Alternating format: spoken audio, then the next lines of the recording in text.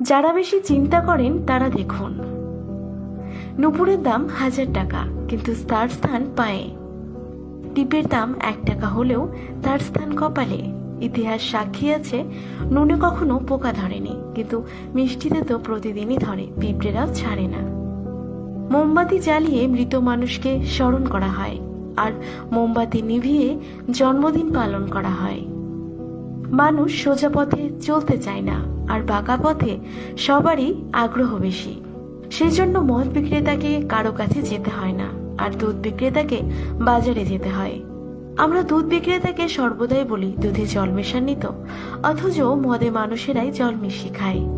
আজ পর্যন্ত মানুষকে এইটুকু চিনলাম, জানোয়ারের বাচ্চা বললে খেপে যায়, আর বাঘের বাচ্চা বললে খুশি হয়, অথচ দুটোই পশুর বাচ্চা। মানুষ বড়ই আজব।